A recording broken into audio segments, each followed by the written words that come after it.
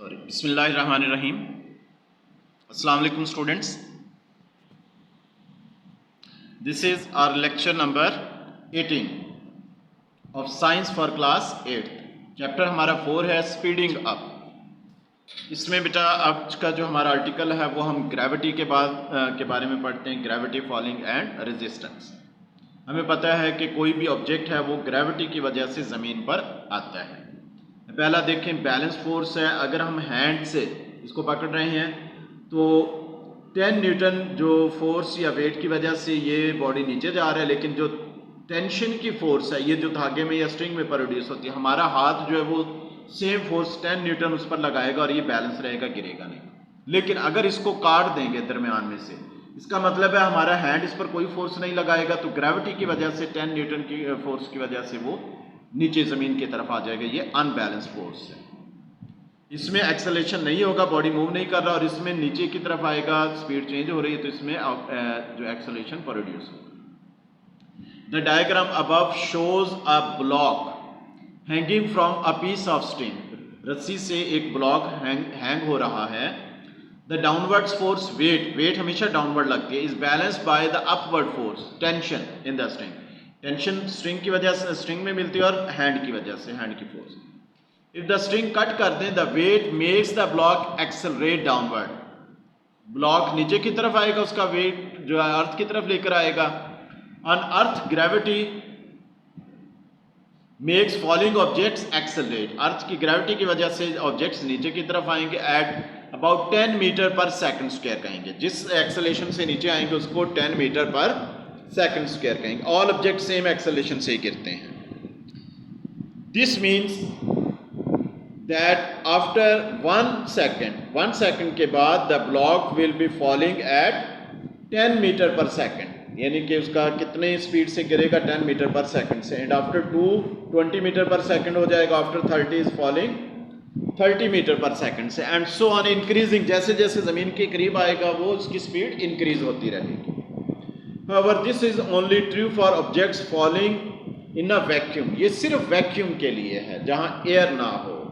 In air a frictional force जो है, हवा की रेजिस्टेंस होती है ना, फ्रिक्शन होती है, रगड़ होती है, is called air resistance. Acts against gravity, वो ग्रेविटी के अगेंस्ट एक्ट करेगी और इसके एक्सेलरेशन को डिक्रीज कर देगी। अब बेटा आ जाए नेक्स्ट पेज पर। पेज नंबर है आपका 54। Parachute uses air resistance. Parachute आपको भी पता है नीचे आने के लिए एयर रेजिस्टेंस यूज करता है। ये देखें ना, ओपन होता है तो हवा इसको रोकती है, रेजिस्ट करती है नीचे आने के लिए। व्हेन एयर रेजिस्टेंस बैलेंस हो जाता है the weight of the falling person, there is no acceleration, तो फिर एक्सेलरेशन प्रोड्यूस नहीं होगा। The person fall at a steady speed, एक कांस्टेंट स्पीड से नीचे गिरेगा। अब ये देखिए ना, फर्स्ट फिगर है, skydiver just after leave the plane. जैसे प्लेन से लीव करता है तो वो तेजी से नीचे आएगा क्योंकि पैराशूट ओपन नहीं हुआ। Weight accelerate the skydiver. फिर क्या होगा, skydiver without parachute open falling at steady speed, नीचे गिरेगा। Skydiver's weight is balanced by air resistance, हवा की रेजिस्टेंस उसको वेट को बैलेंस कर देगी। Skydiver will with parachute open करेंगे तो ये होगा, फॉलिंग एट स्टेडी स्पीड से गिरेगा। Skydiver's weight is balance, उसका वेट बैलेंस करेगा at a low speed by the parachute's air resistance की वजह से।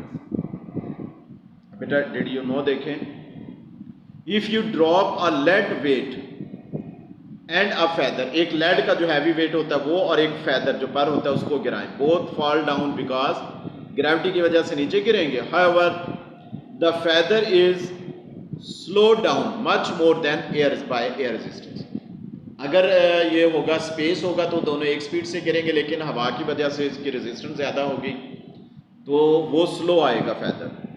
रिपीट द एक्सपेरिमेंट, वैक्यूम में अगर रिपीट करें, and both objects fall with the same downward acceleration and land at the same time, एक ही time में नीचे आएंगे क्योंकि वहां एयर रेजिस्टेंस नहीं है। टेस्ट योरसेल्फ देखें बेटा। Explain why an object fall to the ground when it is drop. Gravity की वजह से नीचे आता है कोई भी ऑब्जेक्ट, हमें पता है। Explain what air resistance air, हवा की रेजिस्टेंस क्या है, ग्रेविटी के अगेंस्ट रिएक्ट करती है फोर्स, तो ग्रेविटी ज़मीन की तरफ है, वो ज़मीन से अपोजिट डायरेक्शन में, तो इसको एयर रेजिस्टेंस कहेंगे।